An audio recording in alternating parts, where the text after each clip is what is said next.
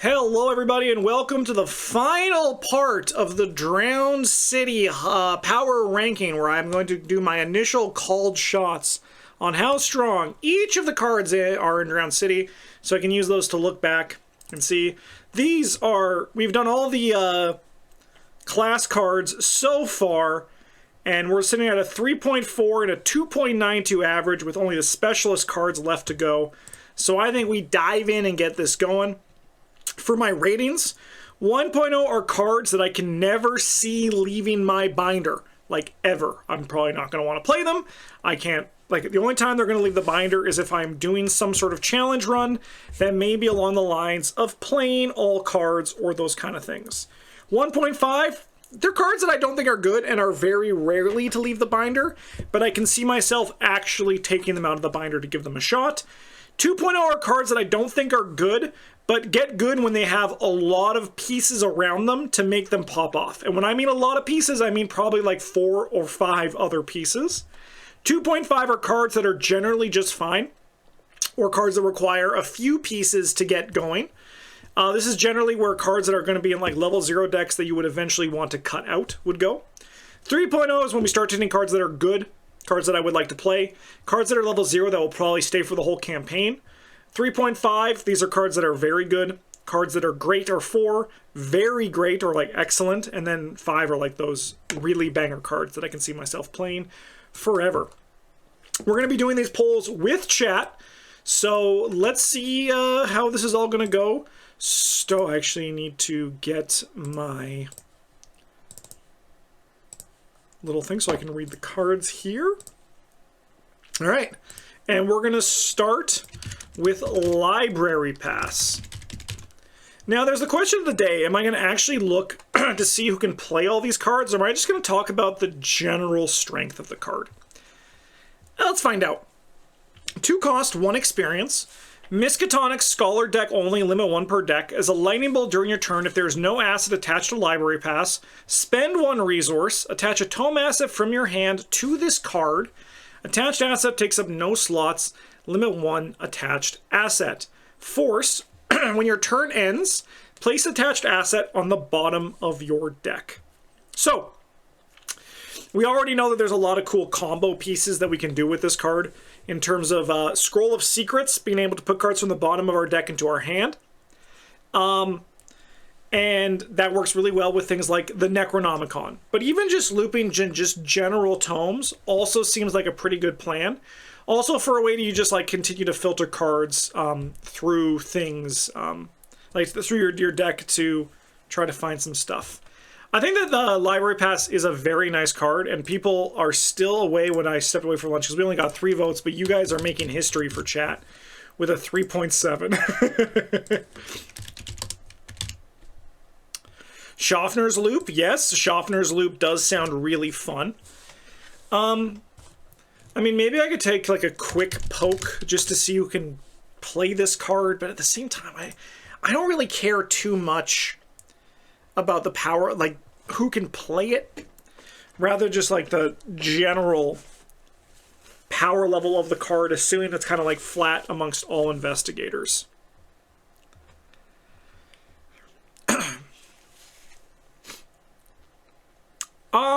I like chat giving it a 3.5. Oh, ouchie, Russ. Ow, ow, ow. And I'm right there with you. I think I'm also going to give this one a 3.5. I think it's a good card. I think it's a very good card, and I think it's gonna make an impact in a lot of decks, and there's going to be a lot of cool things you can do with it. I like Library Pass. I think it's a sweet one. Yes. I like the Necronomicon loop. Unlike some people that I've seen, at least I think the early sentiment is kind of flattened a little bit regarding this, but I do think that I like the Necronomicon combo. I like when there are weird combos you can do that make powerful cards even stronger. This is going to be mainly for Seekers. Yes, mainly for Seekers. A lot of Seekers are Miskatonic. There's notable exception. I mean, I guess I probably should. I'm not going to like talk about who all is in it, but I can, Russ, I have to kick you out, I think. You want attention that I cannot give you right now. neutral. Manual scans.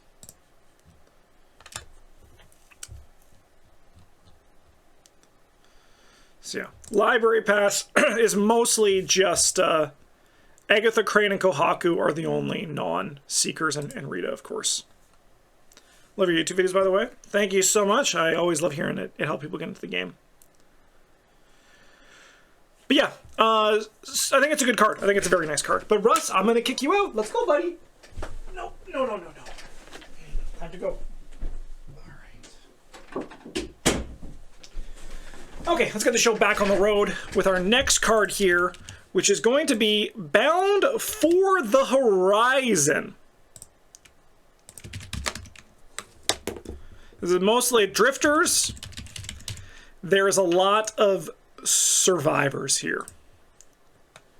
So, 2 cost, 2 experience, Drifter, Hunter, Wayfarer, deck only, limit 1 per investigator, is a lightning bolt during your turn. Discard 1 card from your hand and exhaust Bound for the Horizon. Move to a connected location. So, slight spoilers, even though it's already been streamed. On YouTube, Daniel and I from Quick Learner are going to be doing a town hall on specialist cards. And this is one of those things that Daniel pointed out that I think is very true, where effects like this, like the rotation, effects like this become better because now they can make a Pathfinder that is different but still good enough to see play in Investigators without having just generic access to Pathfinder. And I think that's pretty interesting. And I think that this card is also pretty good, but the poll just finished, so let me see what chat said.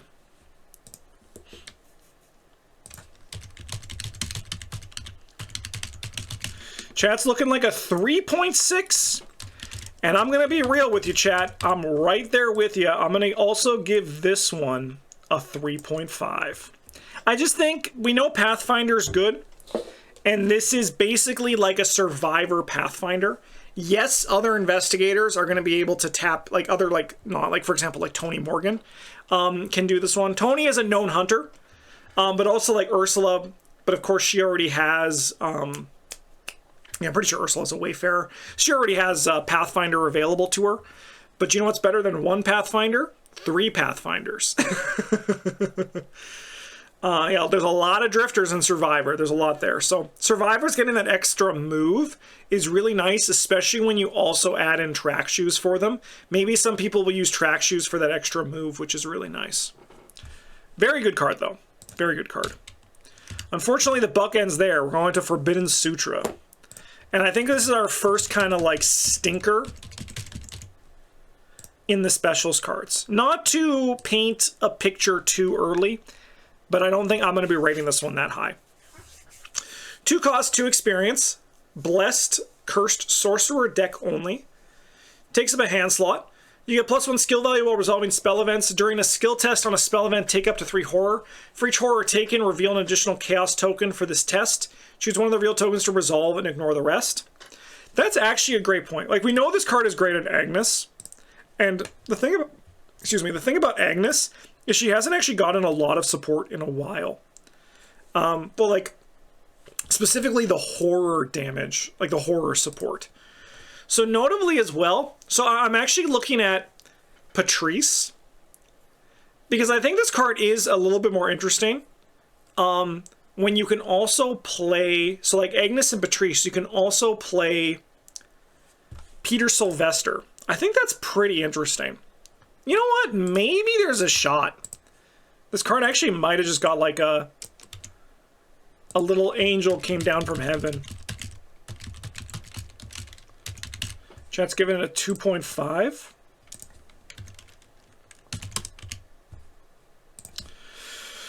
So let's go to the rating system I talked about earlier, because I'm leaning towards a 2.5. It is a fine effect. Like, the effect is fine. The +1 skill value resolving spell events is +1 brain, right?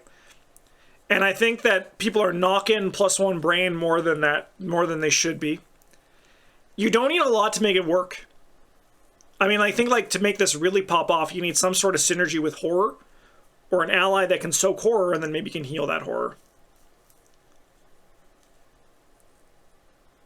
My problem with this is the most played spell events that exist already push your value so high. That is true, but there's also other events that are pretty good too. That makes them a little bit more reliable and also more likely or less likely to hit the positive or negative effect depending on if you want to do with the symbols. I'm going to give this a 2.5. I've convinced myself. I think this card is actually fine. I was going to give it a 2. But after checking it out and diving in, I think this card is actually pretty okay. So I'm going to give it a 2.5. I can see myself playing it. Even if it's just like taking one horror to just like get some more consistency. Parallel Agnes, Regular Agnes, and Patrice. I can see myself playing it in all of those. I dig it. All right. Next up, we got Walter Fitzpatrick.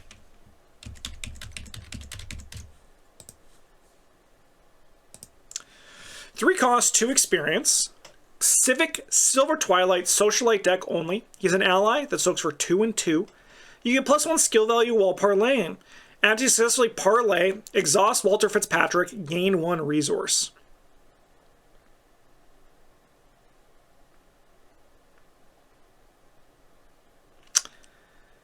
When we did our talking about this card, Bryn was like, this is when Fine Clothes rotates out, and it's 100% true. This is kind of when Fine Clothes rotates out.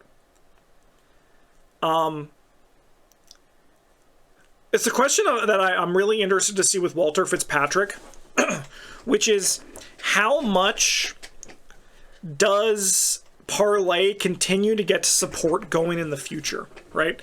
That's kind of like where I'm living in this world with Walter Fitzpatrick in my head.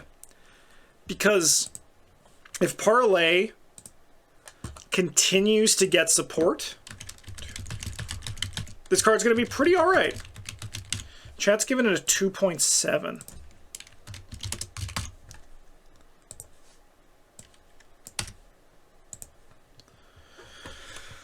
So I guess the question, chat, that I'm now currently thinking is, why did you guys rate this card so low?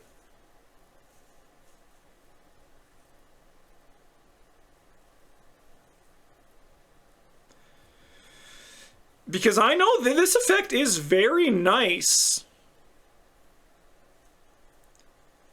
And it's also likely, I think Astute is right, there's going to be campaigns that are going to be really good. I'm not going to take those into account right now, but if I'm looking at it right now, if he is...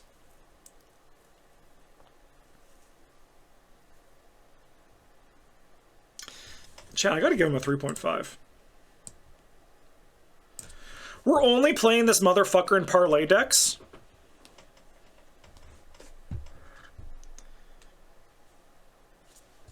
So I gotta give him a 3.5. He's only being played in parlay decks, and he is a critical piece of parlay decks. It's not because if you cover up half of his tagline, it says playing and I can pretend it's playing board games. It's not because of that. So don't get it twisted. I like, this guy is going to be played. He's my ally of choice in our all parlay decks going forward. And his effect is very good. Yes, I agree. He has a 2 XP Milan, which feels bad. But it actually isn't that bad because he's a Dr. Milan that is every stat that you need when you need it. Right?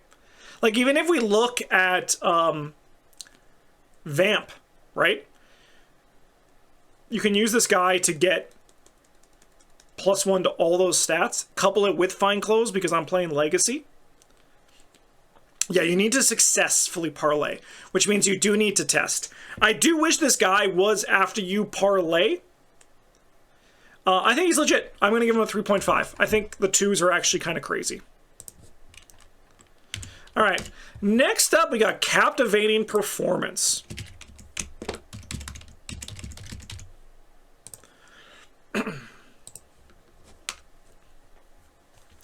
Three experience, 3 cost, asset that's slotless, baby. Dreamer, Performer, Sorcerer deck only, limit 1 per investigator. As a reaction after you perform 3 different types of actions in a row, exhaust Captivating Performance. Take an additional action, which must be a different type from all other actions you have taken this turn. Types include, but are not limited to, activate, draw, engage, evade, fight, investigate, move, play, and resource.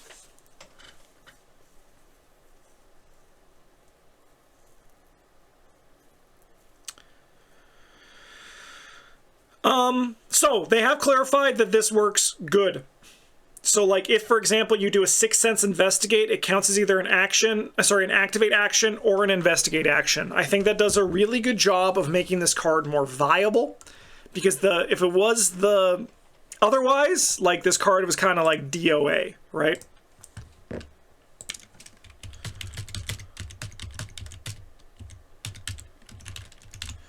Chat's giving it a 3.1. I just feel like this will mainly give you an extra draw or resource each turn, which isn't bad. I think that's probably like most common for it, but I think there actually can be a ton of cool things that can happen with it, right? Like even if like, let's just like do a situation where it's like move into a location, play your 6th Sense, investigate with your 6th Sense, choosing activate. And then you use Captivating Performance, investigate with your 6th Sense, choosing investigate, right?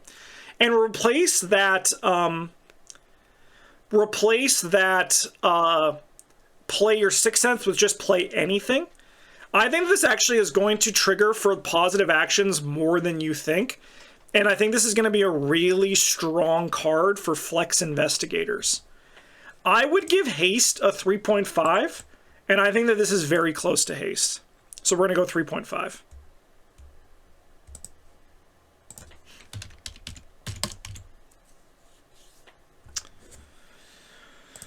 Wait, are specials cards actually good? Are specials cards actually better than everyone gave them credit for now that I'm starting to like break them down and sit with them a bit longer? Wait a minute. That's crazy. It is, I mean, extra actions are a boring payoff, but like they're an easy payoff to just put on a card sometimes. So you're gonna have to. Game design is always about balancing like the interesting, like unique payoffs with just like the easy action payoffs. So, all right, next up we got the Cowl of Sekhmet.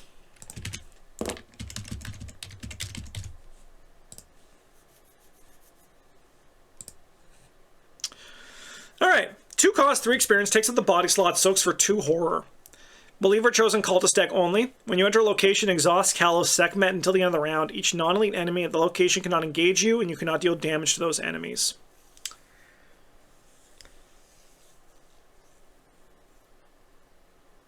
So I normally don't talk about solo, but that does seem like a really good effect on solo. But this also just seems like a pretty alright effect just generally, right?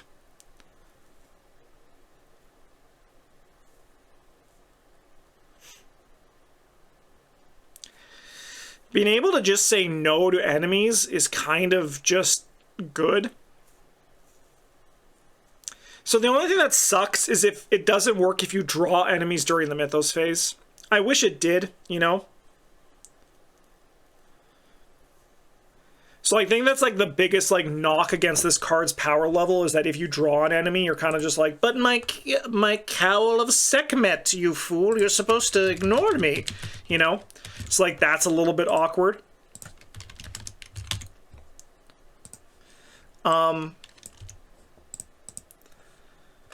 Chat gave it a 3.2, by the way, average score. But I think that this effect is very nice, right?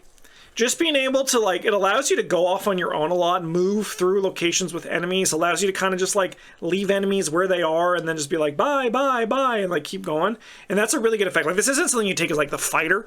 This is something you take in, like, lower player counts, or if you just want to, like, be, like, in 4-player and you're just like, I'm not here, ignore me, right? I'm actually curious who can play this one.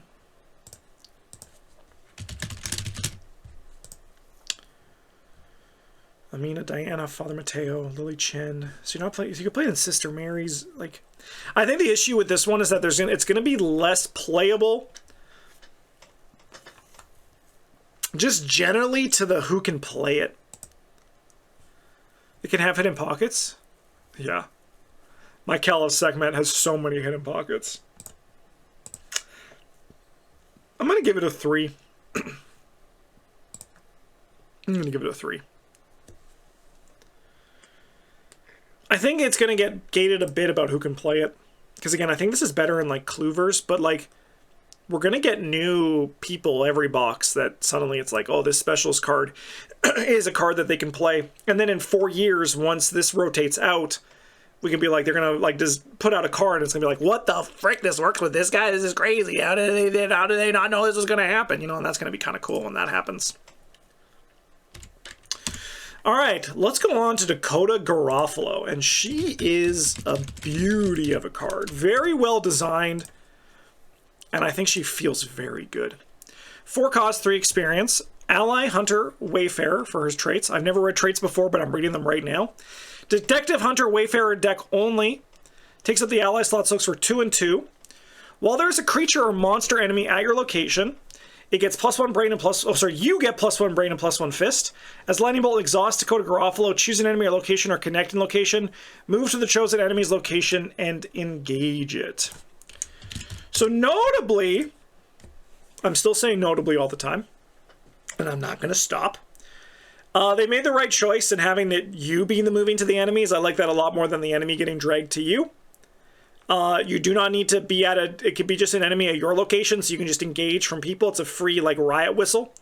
And there are a lot of creature or monsters. I think Dakota is a very, very nice ally choice. And I think that her traits work very well for what she wants to be doing. Works very well with aloof enemies. So she's going to, like, kill penguins and whippoorwills like it's nothing. I think her design is very good.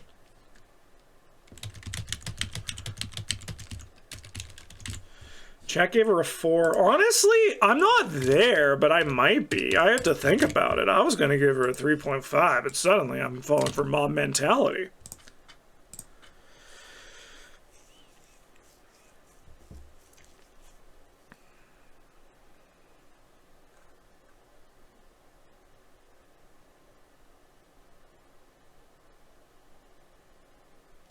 I mean, she's an ally you'll build a deck around.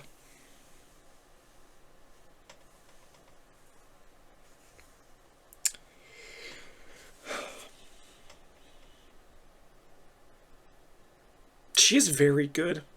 She's going to be a little bit awkward when you don't have a creature or monsters to deal with. So, like, how do you get that fist booth? The Guardians really like fist booth and their allies. I'm just curious if who can play her as well. Let's just take a little peek, shall we? Joe, Leo, Luke, Michael, Monterey, Roland, Tony. Yeah, no, she's gonna, yeah. You have the Cal on the screen? I did not. I might have hit the minus. I think I changed over, but... Alright, Dakota, you should be here. I think, honestly, I think she is a 4. I think she is very powerful. I'm with you on that, chat. I'll take that. I support it. I was going to give her a 3.5, but like I said, you guys just convinced me. I'm not going to fact check if the higher stat enemies monsters. I think a lot of things are monsters. I can check right now.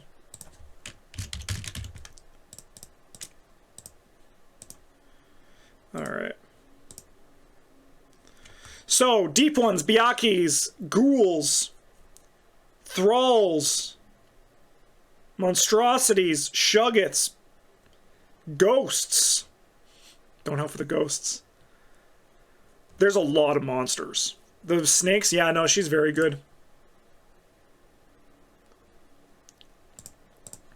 Yeah, I'm happy with the 4. I think that's really nice for her. Are we supposed to have a black screen? Have you had a black screen the whole time, chat?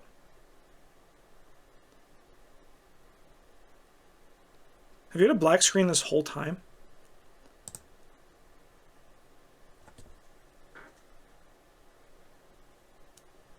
Have I just been, like, talking in front of a black screen for the last 20 minutes?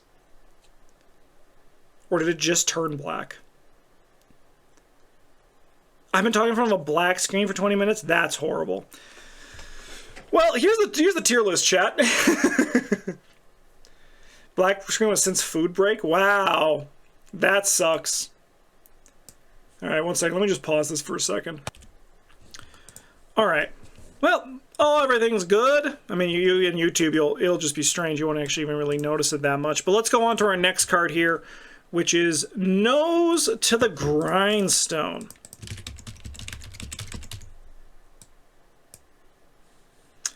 All right. This guy, 2 cost, 3 experience. Criminal Drifter Entrepreneur deck only.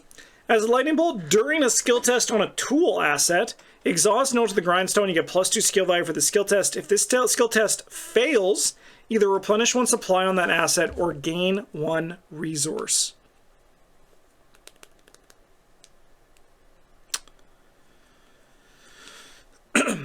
So I played this card in a Wilson Richards deck. And obviously this card seems to be made for Wilson Richards. He's in the art, but I was very impressed by this card. This card really just made me go like, oh shoot. I was very happy when I saw it. And when I had 2 in play, it really changed the pace of the game. Who would have thought that a repeatable unexpected courage would actually be a pretty good effect, right?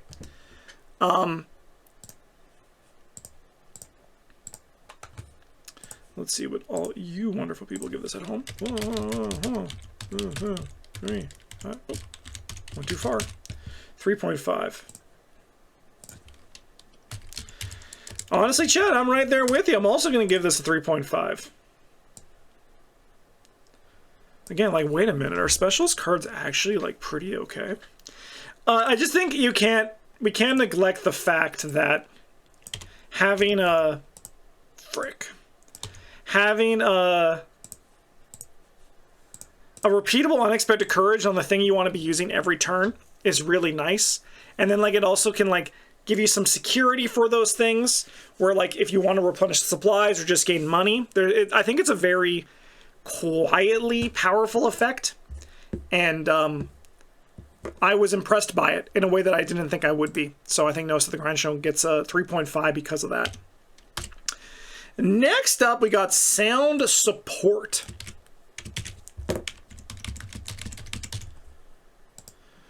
All right, 2 cost, 3 experience. Assistant Medic Warden deck only, limit 1 per investigator. Sound Support may be assigned damage and or horror dealt to other investigators at your location. And when your turn begins, heal 1 damage or 1 horror from Sound Support. So it's a little bit of a bummer, obviously, that this can't work with Carolyn and Vince's ability. They can play it, but they can't, like, actually, you know, take advantage of it with their investigator card. But it's still pretty legit healing. I think I'm going to give it a 3 just because it is healing. Because you guys know what I say. Healing doesn't help you win the game. It just helps you not lose the game. And that still is true for even, like, really good healing. So I think the card's good, so I'm going to give it a 3. Immortality is neat, though. It's true. Immortality is pretty neat. There's, unluckily for the player cards, there are a lot of things that allow you to be immortal already.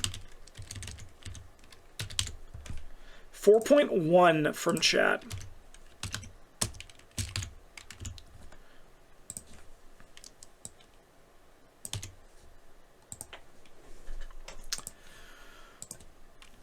I think it's a strong card, though.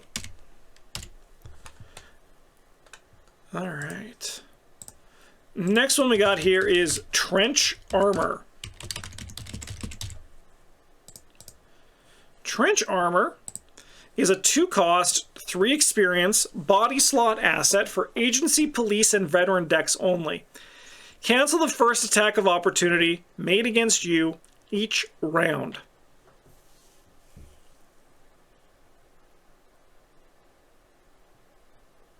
It's fine, right?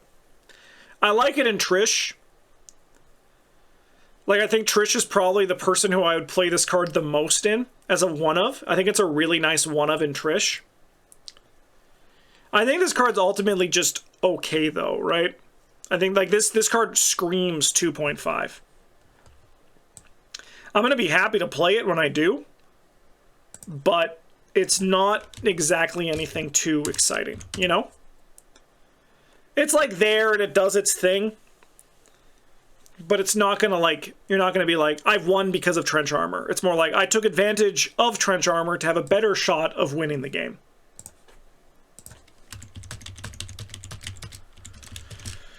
$2.5 from chat. Oopsie. Yeah, that's the kind of thing, right? Like, it does soak, which is nice. But, yeah, it just doesn't really actually, like...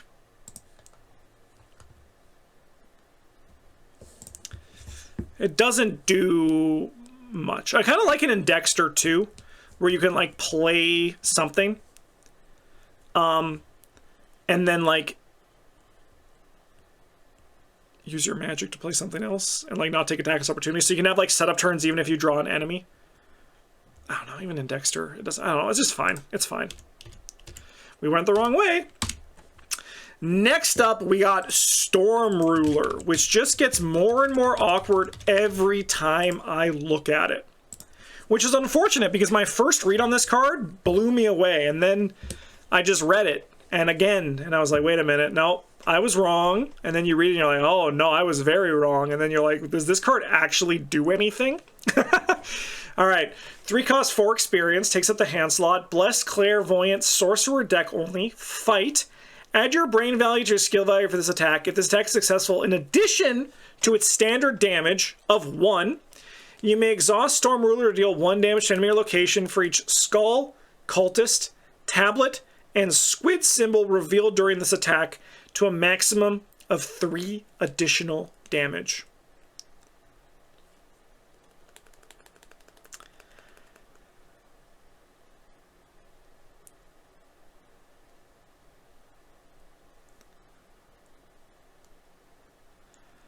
So I think the biggest issue with this card, and one day this won't be something I have to say, it's that Cyclopean Hammer exists.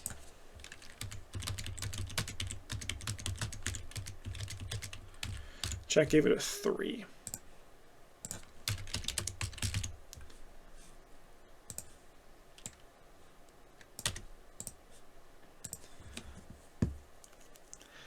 So, like, I kind of just want to, like, spend 1 more experience for Cyclopean Hammer and just deal 2 damage every swing and not have to do any of the, like, the fancy shit.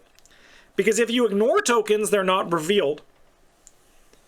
So it's like you don't get to do the thing. Like, yes, we can do Rod of Carnamago stuff, as you all know. I'm a big fan of that stuff. I like doing those kind of things. And I like, again, the weird, zany combos.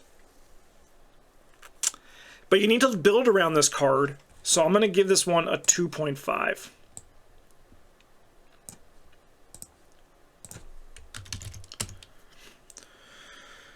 Because it's not going to do it.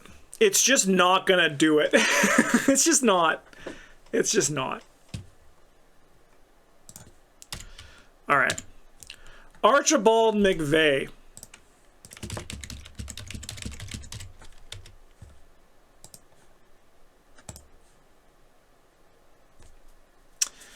So I'm gonna take out. I'm not gonna drink the haterade on this one.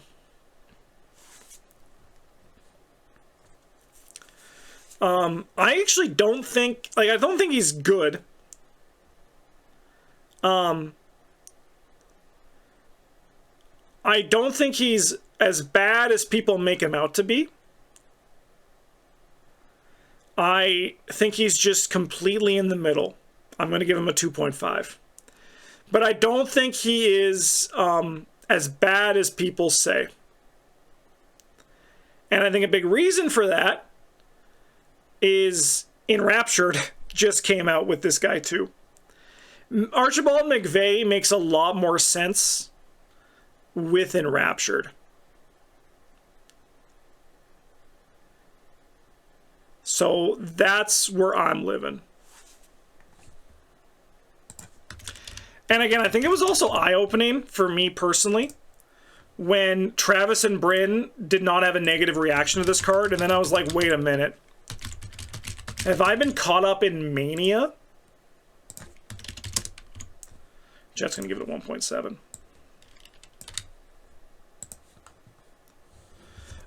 Because he does stuff. And then the new Enraptured is, like, I think super relevant for him as well.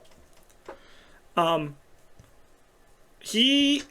that is just an endless battery, right, is very good.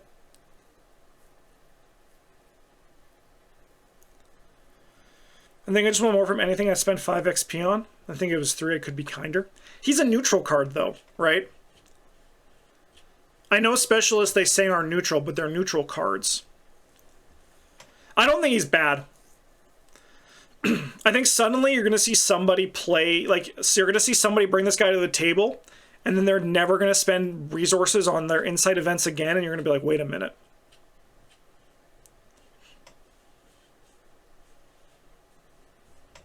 No, I do think that... I think that y'all might be a bit brainwashed. Because it's like one of those things where it's just like, people loved it. It's like same with Blood of Thoth. It's like, you know what? I think Blood of Thoth is bad, and then everybody claps. I think if you look at this guy, he actually is like, yeah, the 5 experience is a lot, right? Like, he'd be better if he was 3 or 4. But that turns him down from like a 3.5 to a 2.5 for me.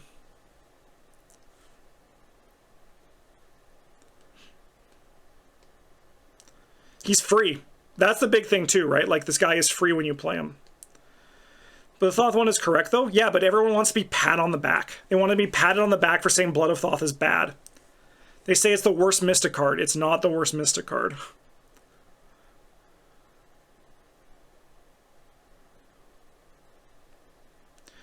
Even my ridiculous Agatha deck from last Friday, there's plenty of other economy that's just cheaper and better. I wouldn't play that in that Agatha deck. Like, I can't talk to you people about this. I'm sorry. Like, it's just one of those things where, like, you weren't playing... You were playing spells and looping your spells, a lot of things. You were playing your Read the Signs. Like, yeah, sure, you had Correlate Alts contest that costed 1. This guy is free. He's a front-loaded Dr. Christopher Milan. Yes, he costs 5 experience, but you can also reload him as well. And then reload him in batches means that he comes on those things. I think that he is not good, but I think a 1.7 is kind of ridiculous. I'm just going to say y'all are wrong on that one. All right, upgraded library pass.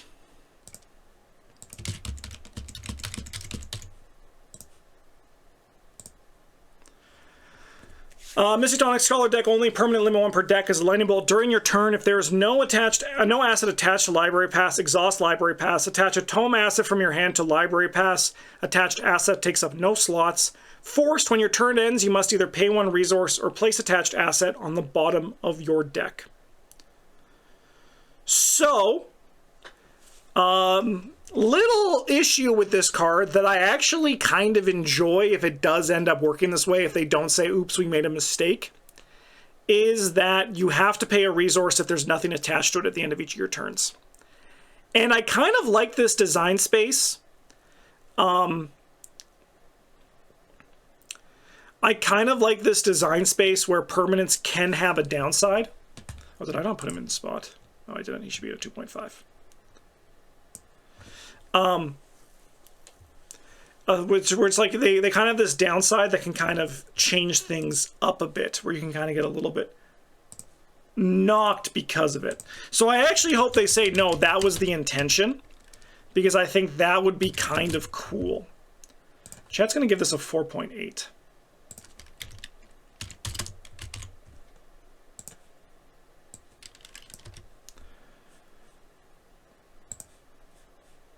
So, what's nice about Library Pass, the permanent version? Well, number 1, it's permanent. That's huge, right? You get the permanent version that you can play.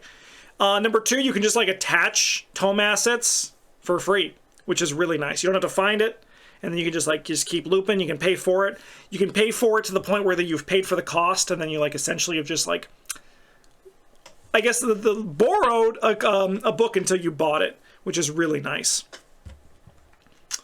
I'm probably going to give this one a 4, because it is better than regular Library Pass. And I think the assumption is that we should assume that the forced effect is as printed. And the idea is that you will have to run a lot of tomes because you're going to want to be cycling this out every turn. I think that the card is more interesting, and by that nature, in my opinion, better with that in mind. So I hope it stays this way and they don't say, no, that was like... I think that the designers can be meaner to the players. There's a lot of stuff where it's like the card, like they make a lot of rulings where it's like, this is a, no, this was, this, we're going to make, what rule? Well, no, the forced effect on this. So a lot of people are assuming that this is a mistake. So when your turn ends, you must either pay 1 resource or place the attached asset on the bottom of the deck. If you have not attached an asset to Library Pass, you still have to pay 1 resource. Because it's a forced effect. It has to happen. And I hope it just stays the way that it is. And that, like, there's no clarification where we made a mistake. It's just, no, you got to put money in. Yes. And I think that would be more interesting. And we need to go back to, like, negative rulings or cards that can hurt the players because their effect is very powerful. And Library Pass is a very powerful effect. And yeah, it's just your library subscription. Exactly, right? Amazon-owned library branches. All right, next up, we got Mauser Tankgewehr M1918. Otherwise known as Ornate Bow But Bomb. So this guy, 4 cost, 5 experience, takes up 2 hand slots. Hunter, Veteran, Dwarven deck only uses 1 shell. If Mauser Tankgewehr M1918 is ready, spend 1 shell. Oh, thank you, Squee. It should be here. You are right. I guess I give that 2.5. Oh, thank you. Spend 1 shell. Fight. You get +5 fist for this attack, and this attack deals +3 damage. As an action, exhaust Mauser Tankgewehr M1918, replenish 1 shell on it. So it's like an ornate bow, but it deals 4 damage, and you get +5 fist. Some really fun fantasy stuff. Works really well with Bulwark as well. I don't know how much that's going to actually be relevant, but I think this is a pretty sweet weapon. And I think that when you look at, like, the grand scheme of the card pool now, there's a lot of ways to fight that you can use this in just your hand slots and then, like, use events and other tricks in the meantime, or just get another hand slot for your gun, like with a bandolier by chance.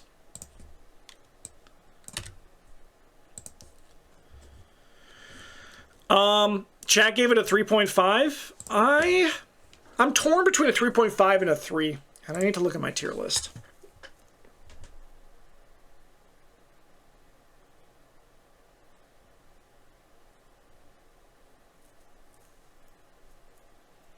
Yeah, or spell outs with Dexter. Yeah, Dexter is going to be a... And also Father Mateo, right? He can do it too. So, like, he can do the spell out. He could do, like, arcane slots and then also use the Mauser.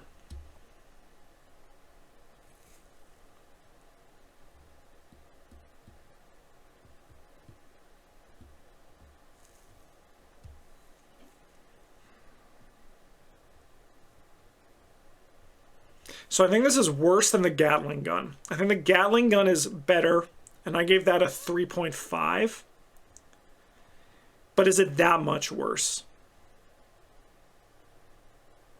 Probably.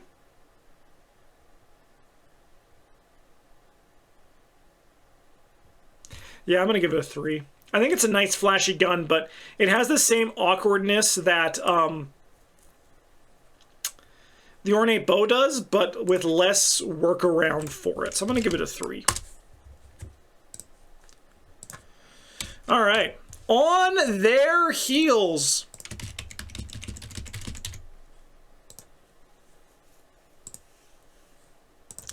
On their heels is a 2-cost, 5 experience talent for detective, hunters, police, and reporters only. Limit 1 per investigator, and it uses 5 leads. After enter location with 1 or more enemies, as a reaction, spend 1 lead and exhaust on their heels. Either discover 1 clue your location or deal 1 damage to an enemy at your location. Don't mind me. So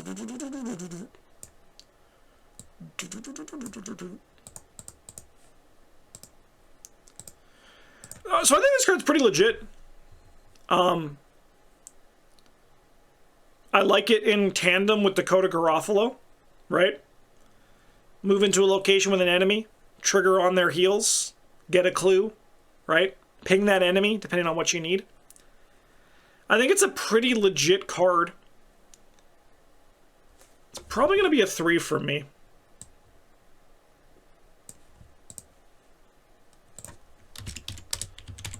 I'm going to give it a 3. Okay, 1, 2, 3, 4, 5. And chat gave it a 3.8. I could be wrong on that one. I could be me being a little bit under on that one for sure. I was debating 3.5, but I think it's just like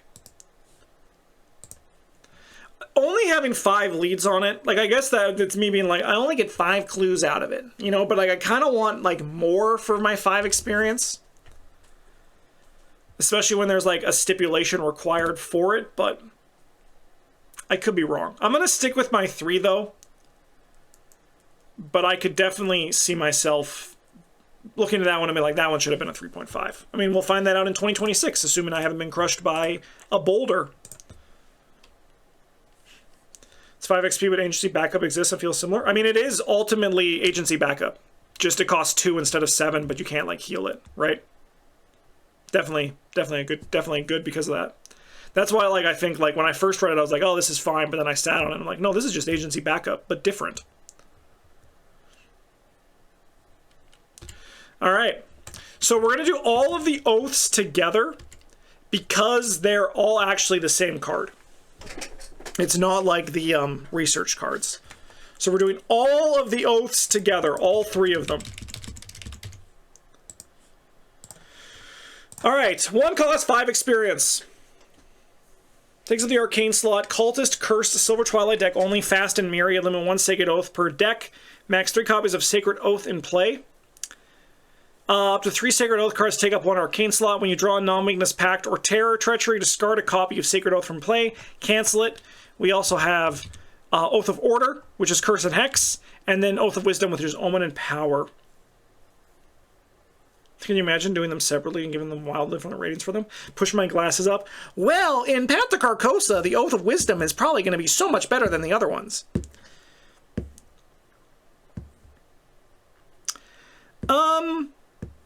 So I think these cards are at their best in Patrice and Preston, obviously, right? I could see you playing in Diana as well. Kind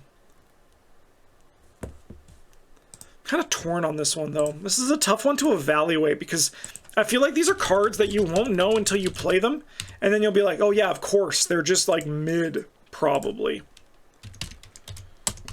Patrice got so many cards. Yeah, Patrice was feasting this cycle. She had a great... I think she might be the winner of the cycle, potentially. Except for maybe just like Survivor as a whole might have outbeat her. But that's just because like the Survivor cards were so good, but Patrice got a lot of nice things. Actually, no, realistically, Amanda won because she got enraptured. There's no one that can compete with that.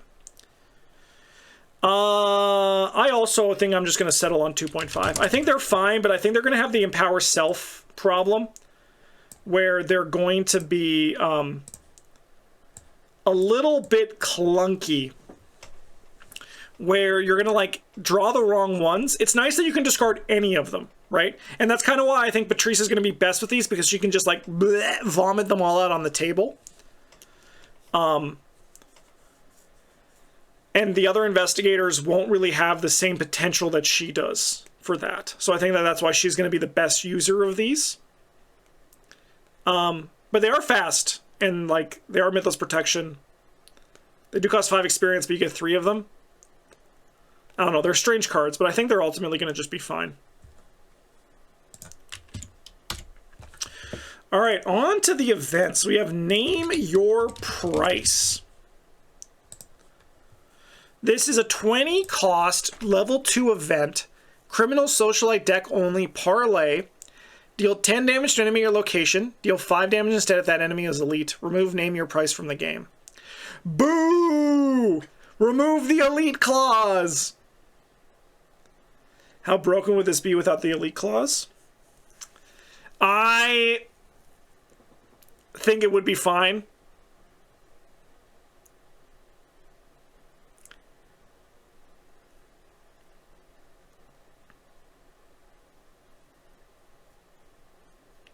Are there any non-elite enemies that have 10 HP? Maybe the... No, I don't think so. I was going to say maybe the Shuggoth and In Too Deep, but I think he's elite.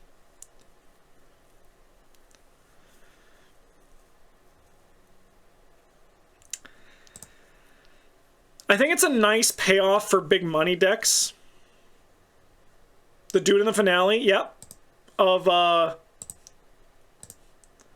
Yeah. In the finale of TFA. Good call.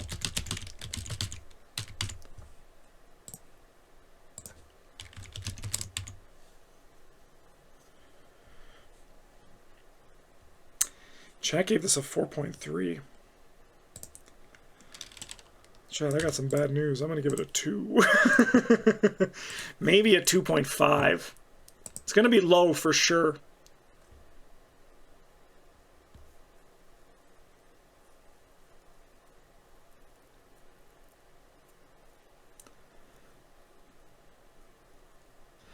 Chat is memeing probably. Well, that's on them in 2026 when I look back and judge them. Or say, wow, you were right. Yeah, I think I'm going to put this in the 2s. I love the effect, and it is a nice one-of in big money decks. But I think ultimately the effect is not very good for what you need to put into it. Like, it's nice on the last turn of the game for you as the big money deck to be like, here, I'm done. I put 5 damage on this guy. And then they're like, really? You put 5 damage on this guy?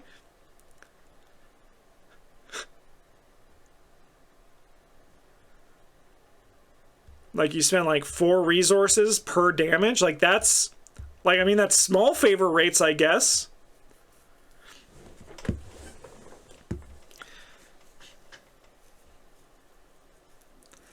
Yeah, I wish it was more. I wish it was like even like it was like player damage instead. I think that'd be more interesting. Even if it was like deal 4 player damage. No, that's too much. I'd fucking love it still. 3 player damage? I don't know. I think it's just a little bit boring. Like, I think it's exciting, but like I just wish there wasn't that elite clause. I think it would have been okay. Even if they changed it to just 8 damage, kind of like met in the middle. I don't know. I like it as a finisher for big money decks, but I think it's going to be, you're going to end up getting rid of it before you use it. Let's say a 10 damage across as you desire, would it still be reasonable? Yeah, I think so. I think it'd be better if you could split it. Fatality. Hey, Pink Hawk, 1 month at the Golden Table. Thank you for your support.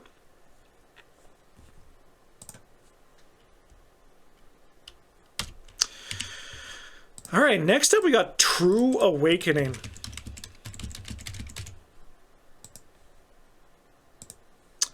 This is a 0 cost 2 experience card for Blessed, Chosen, and Drifter decks only.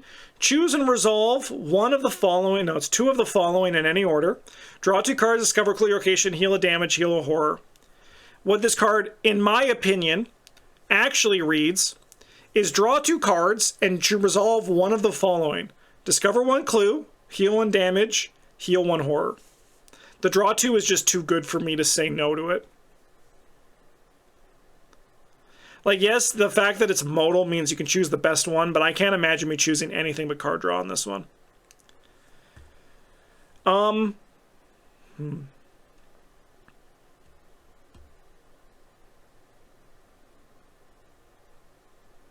says draw 2, discover a clue. I healed a horror with it as Wilson once. And I didn't hate it.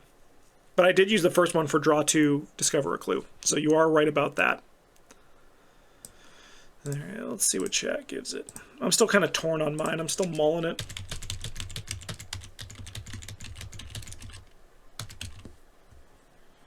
4.4. Would you motherfuckers give working a hunch? 3.2, huh? Goes up that much.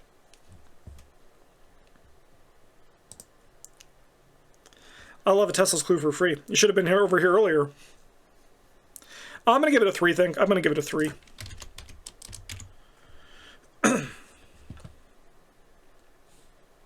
I think the effect's good, but I think it's not that impactful. I think it's going to be better in decks when you need to draw cards as opposed to just generically being put into your deck. Like, if I'm going to just look up this card, let's just check it out. I'm curious. True Awakening. Yeah. So, like, I'm going to play this in Wilson Richards over, like Kohaku. Even Lily. I probably wouldn't play this in Lily, even though she's in the art. Definitely wouldn't play it in Luke. Like, I think it's going to, like, you're going to play it in the Investigators where, like, I can see you playing it in Sister Mary. Definitely in Marion. Marion's very good with events. Who would have thought? Yeah. I think it's a nice card. I think it's a nice card, though. I think it's a very strong card, and it being modal is very good, and then its ability to help certain investigators better means the power level scales a little bit depending on who's playing it. I think it's a nice card, though. Snake Hands, baby! Clairvoyant. So this is the Blood of Kinyan. I should say the actual name of the card.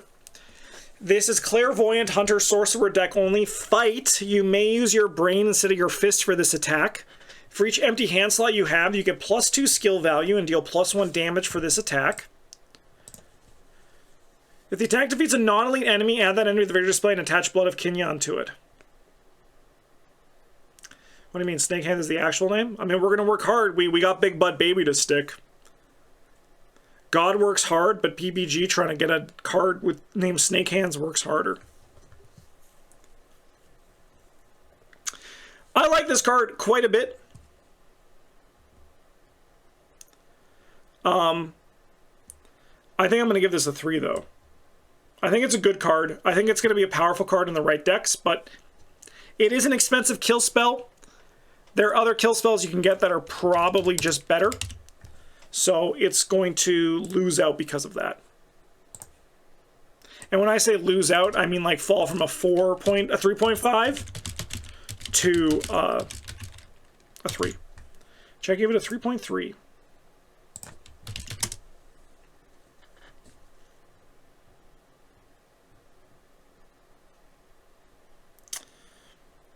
So Razor without the engage but out of class access gets +4, +2, basically the same. 3 XP is a lot for this. I think that this card works better if you're looking at a comboing it to deal even more damage. Or, as I mentioned, and everyone fucking laughed at me, and I'll show all you, Tony Morgan. Use Joey or Act of Desperation to empty your hands and just deal a shit ton of damage. And then also play Sweeping Kick. Just play like Kill Event Tony. Throw your Gatling gun when it's empty. Play your other Gatling gun from hand. I think it's a. I think that people are just bad. I'm not playing this for the lock the enemy up. That is nice, but it's just like it's a boss killer.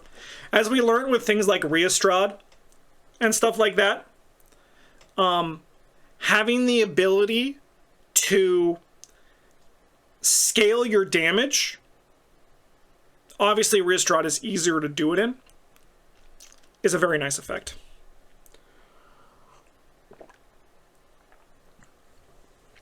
Cool card, though. Gonna give it a 3. All right, Motivational Speech 4.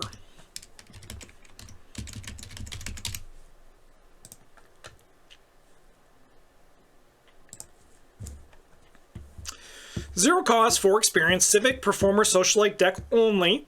Parlay, choose an investigator at your location. That investigator may play an ally asset from their hand at no cost.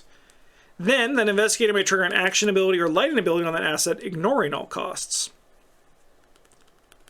It's a nice upgrade. It has a lot of impact.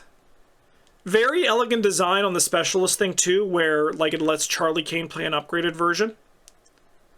And it has a lot of different potential, and I think there's going to be a lot of cool things that we're going to see someone do at your table. They're going to do something with motivational speech that you never saw, and I think that's going to be a nice thing. I'm going to give motivational speech a 3.5. I think it's a nice card. Well, chat, it looks like we're not breaking a 3 average for my rating for this cycle. It's looking like that's not going to be a thing.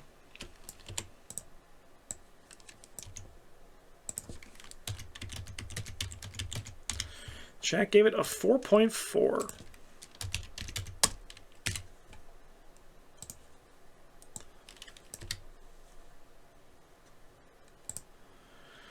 All right. Our last event here is Dimensional Vortex. That's the sound of them all getting sucked up into the Dimensional Vortex. 2 cost, 5 experience, performer, sorcerer only. Performer, that's a bit fricked up. Fast. Play when the investigation phase begins. Choose a location. Set aside each non-elite enemy at the chosen location. Until the end of the round, they are not at any location and are immune to player card effects. When the round ends, return each of these enemies to the chosen location exhausted, max once per game. So this probably should have been a Mystic card, right? Especially for the Performer and Sorcerer tags on these, right?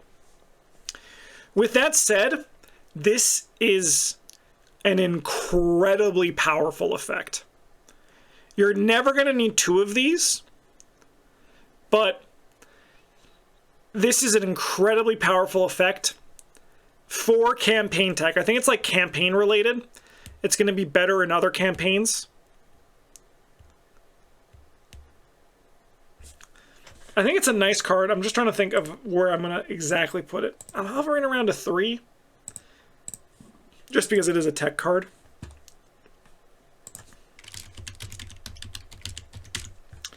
3.6 from chat. Okay.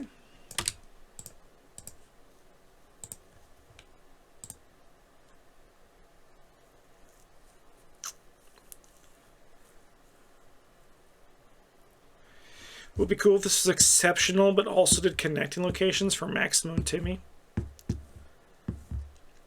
I think it being exceptional would kill the card, just XP cost wise, but I would be fucking sick. The connecting locations. I mean, I say frick it. Make it 5 XP, 3 cost, also do connecting locations. I'd be down.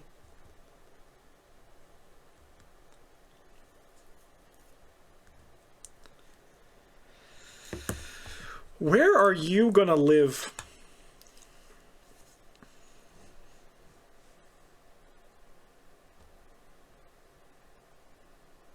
I think you're gonna be a 3 for me. I think you're gonna be a 3. You're a good effect. Maybe no, it's a 3. Just because I think it's a tech card. I would only bring like one of them into a few scenarios. Bring it to the final scenario of some things. Yeah, I'm gonna give it a 3. All right, on to the skill cards, and we only have 4 cards left, and then this is done. Wow, that's so sad.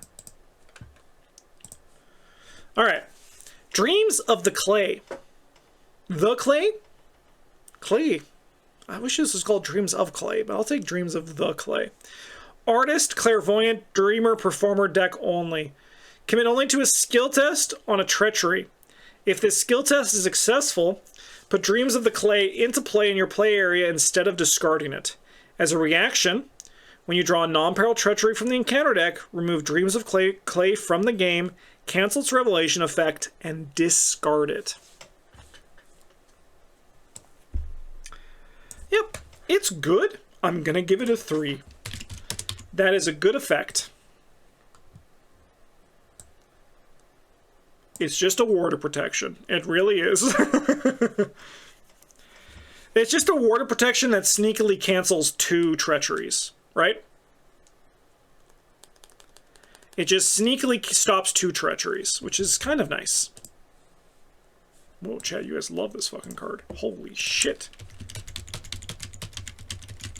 Oh my god, you guys love the hell out of this card. 4.4. Holy shit.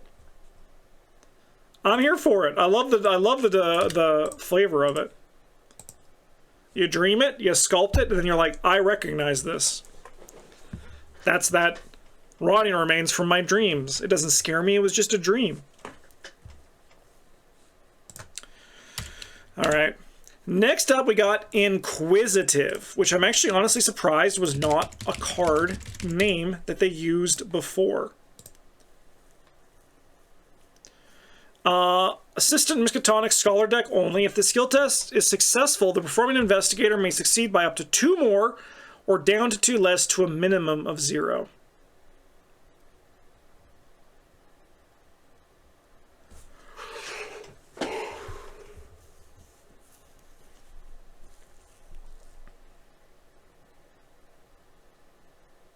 It's fine, right? It's good in the one deck that it's in. I wish that more... They should have let Rogue do something with this. Like, the flavor wouldn't be good, but this is basically just another fucking Seeker card. That's kind of my issue with some of these specialist cards, right? Where, like, some of them are good, and then some of them are just like, no, this is just a Seeker or a Rogue or a Mystic card. I'm going to give it a 2.5, I think. It's a fine card. It's going to be good in those decks, but otherwise it's not going to pop off too much. 1, 2, 3, and a 1. Chat's going to give it a 2.2.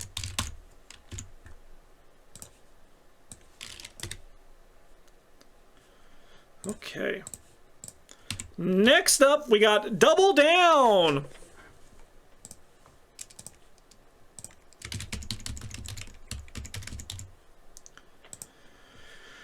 All right.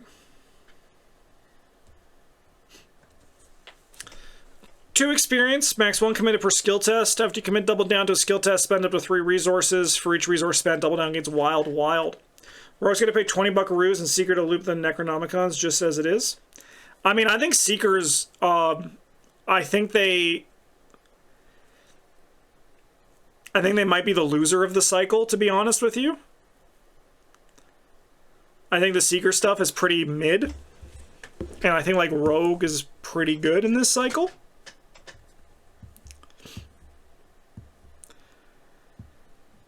Yeah, I think this card's fine. Again, like, we already, like, it's basically just like a Rogue Promise of Power, which they kind of already have in Savant. So they can have some, like... I was referencing... Oh, this... Oh, okay. I get what you're saying. You're referencing the...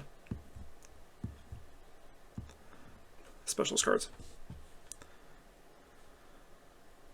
Trouble are the dude's saying hit me, not Double Down. He is saying hit me. That is true. You're not lying there. Hey, there's a ladybug.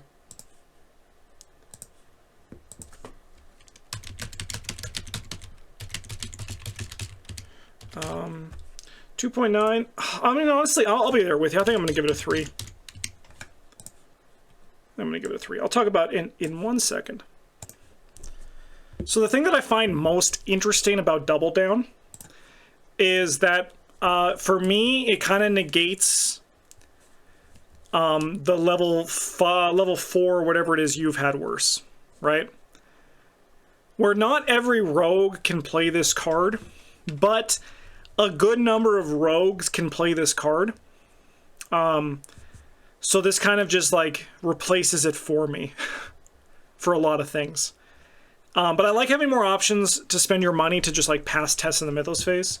What, I gave it a 3? Yeah, that seems right. Okay. And then we have one final card to talk about. And that is Memories of Another Life. So this is the card that I personally think is like the flashy card of the set, right? I think that this card is a really nice, powerful effect. And I actually would have loved if this was spoiled in the original release. Because this, to me, is kind of like the specialist, like, oomph card, right? I think this is the card that makes the specialist thing like really be like, oh, this is neat, because this is like kind of a mystic roguey card, and it makes sense that a lot of mystics and roguies can play this. So 5 experience, commits for 2 wild, which is important because it is a skill. After it's an artist, believer, dreamer, sorcerer deck only. If this skill test is successful, you may remove memories of another life from the game to search your collection for any non-permanent level 0 card, even if it does not meet your deck building requirements. Play that card at no cost. At the end of the game, return that card to your collection. So, this card is a toolbox card where you have your entire collection depending on what you want to play. Some easy choices where you don't need to think too hard are Thorough Inquiry, which is just draw 5. You can build your own all-in for 5 experience. Like, this is just another all-in. But what if your all-in is instead a bank job and you get 8 resources, right? That's really good, right? What if you want to blow up some enemies? So you grab dynamite. That's really good. What if you want to grab elaborate distraction and lock down enemies that way?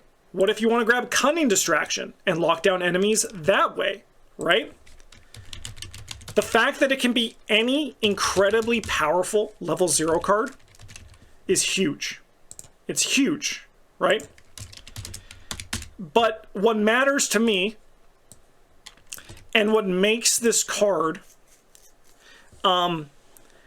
actually be as powerful as it is that its baseline is an all-in 5 cards.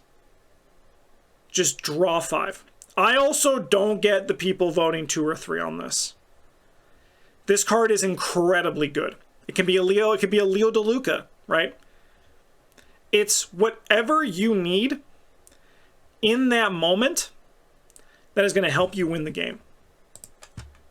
And there are no other effects like this in this game that are this just open to what you can do.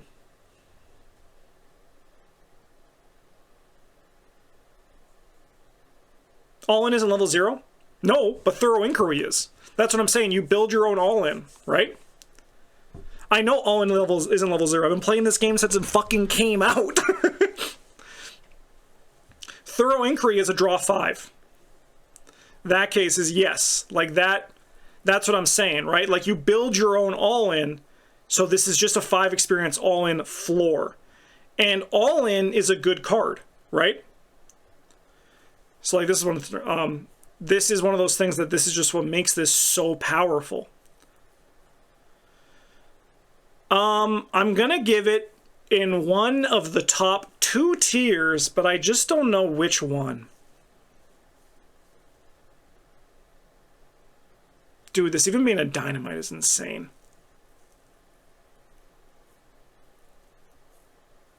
It's just whatever you need. There's a card in, it's Wish and Magic the Gathering, but you have to go from your sideboard. Your sideboard's your whole collection, and this card's only going to get better. I'm giving this motherfucker a 5. There's no way this card's going to get worse. This is a 5. It's not even close, I think. I can't believe I was considering that much. I'm giving this thing a 5. It's an insane card.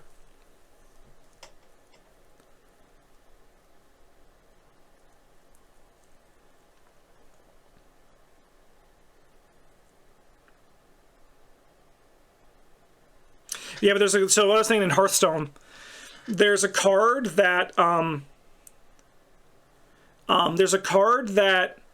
it's like Zephyr the Genie, where he gives you a card based on the board state that's like the perfect card you need, and that's what this card is. And that card was pretty good.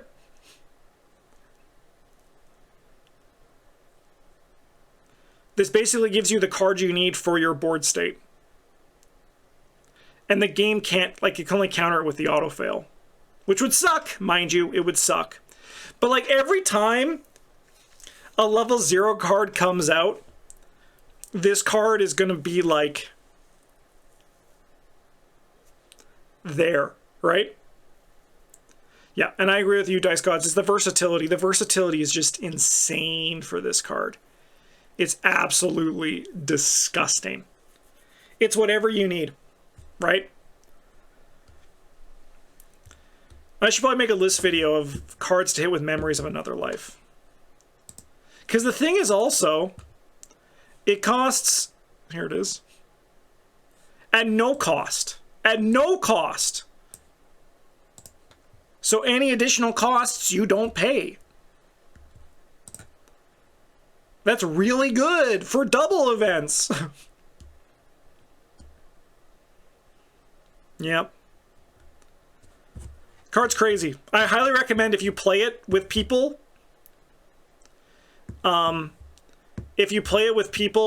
Make sure you pull out some cards in advance just for this one, just to make it easier for them, so you at least have ideas for what to play with. Like have a plan for what you want for it, and then like think of a few edge cases, and yeah. I wouldn't give All In a 5, but I would give All In a 5 if there was another mode that said gain 8 resources, or deal 3 damage to enemies or location, or connecting location, or evade all enemies, or deal 1 damage or evade enemies, or I don't know, maybe like take a bunch of investigate actions at all locations that you can see, or that are connected to your location, or I don't know, maybe like get an ally in play that, like, you know, also like gives you additional action each turn. Like, that's the thing about this card. To me, the floor for this card is All In, and I already play All In. But if All In did all those other things, if it was truly as All In as it said, that's crazy. That's crazy. All right. Final ratings here.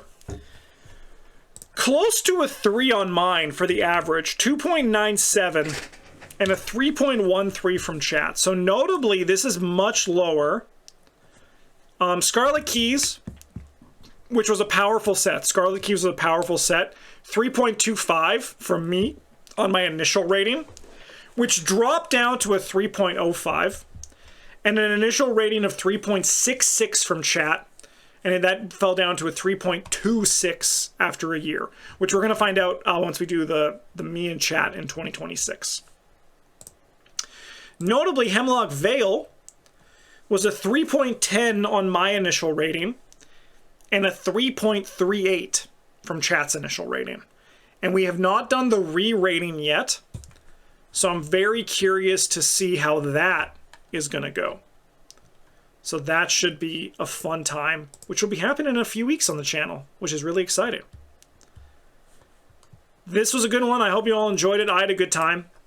There's a lot to talk about. That was a lot of cards and a lot of video, but I do think that, yes, this is a weaker cycle of cards, but I do think the high end is really nice. Like the cards that are really powerful. I think that we have, what, 4 5s in this one? Enraptured, Nodens, Last Chance, and Memories of Another Life. And what I did learn is that I think the specialist cards were better than I gave credit for. After I put them in this rating and actually looked at their power level, I think there's only like one big stinker for me, and that was Name Your Price, which I also honestly will play. I think in like a big money deck, it's an okay payoff to have. Yeah. All right.